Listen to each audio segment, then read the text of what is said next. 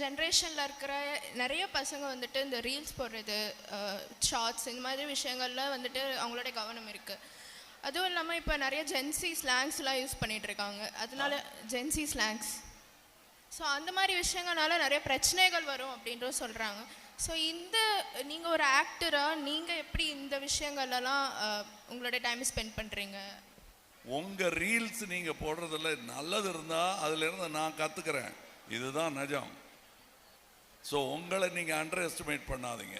நீங்கள் பண்ணுறது வெறும் சந்தோஷத்துக்காக பண்ணிடாதீங்க. அது இல்லை ஒருத்தனை கிண்டல் அடிக்கிறதுக்காகவோ, அது சும்மா போகும்போது பார்க்காத போது தலையை தட்டிட்டு ஒளிஞ்சிக்கிற மாதிரி தான். அது ஒரு நண்பனை திட்டுறதுக்காகவும் அவன் நடைய கிண்டல் அடிக்கிறதுக்காகவும் பண்ணுற ரீல்ஸ் எனக்கு பிரயோஜனமான ஒரு ரீலாக தோணலை. ஆனால் சில முக்கியமான ரீல்ஸ் பார்த்து அடாடா நல்ல வேலை 20 வருஷத்துக்கு முன்னாடி சினிமாவுக்கு வரல, ஏன் மார்க்கெட்டு காலி அப்படின்னு தோன்ற அளவுக்கு இந்த கெட்டிக்காரத்தனம் இன்னைக்கு சில தெரியுது எனக்கு.